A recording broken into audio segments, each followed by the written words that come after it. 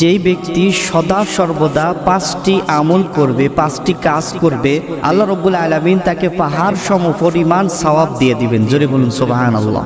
শুধু তাই নয়, এমন 5টি আমল রয়েছে যেই 5টি আমল যদি কোনো ব্যক্তি করে, আল্লাহ রাব্বুল আলামিন তার আমল নামার মধ্যে পাহাড় সম পরিমাণ সওয়াব লিখে দিবেন এবং আল্লাহ রাব্বুল আলামিন তার রিজিকের মধ্যে অসংখ্য বরকত দিয়ে দিবেন।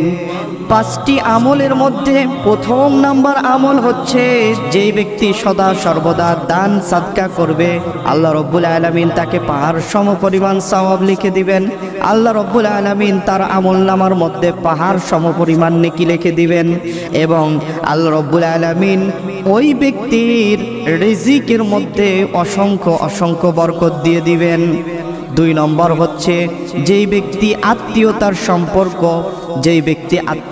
সম্পর্ক ছিন্ন করে না, আত্মীয়তার সম্পর্ক বজায় রাখে, আত্মীয়দের সঙ্গে সৎ ব্যবহার করে, যেই ব্যক্তি আত্মীয়তার সম্পর্ক ঠিক রাখবে, আত্মীয়তার সম্পর্ক বজায় রাখবে, আল্লাহ রাব্বুল আলামিন তার আমলনামায় পাহাড় সম পরিমাণ সওয়াব লিখে দিবেন এবং আল্লাহ রাব্বুল আলামিন তার রিজিকের মধ্যে অসংখ্য বরকত দিয়ে দিবেন।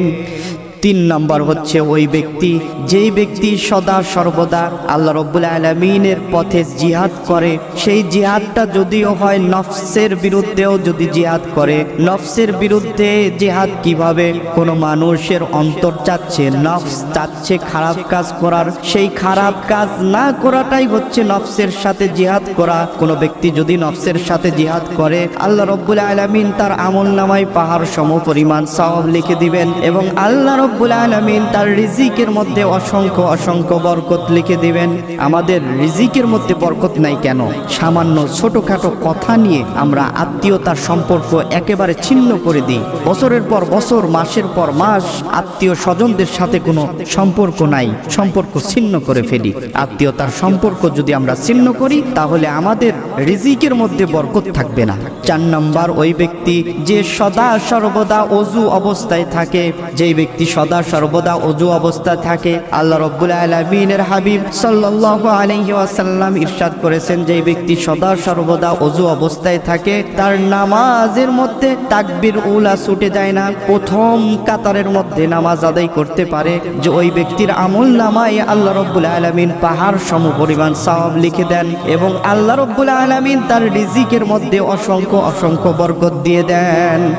এই জন্য আমরা চেষ্টা করব এবং ওযু অবস্থায় যদি কেউ থাকে, ওযু অবস্থায় যদি কেউ মৃত্যুবরণ করে, আল্লাহ রাব্বুল আলামিন তাকে শহীদের মর্যাদা দিয়ে দিবেন, শাহাদাতের মওত দিয়ে দিবেন। সুবহানাল্লাহ।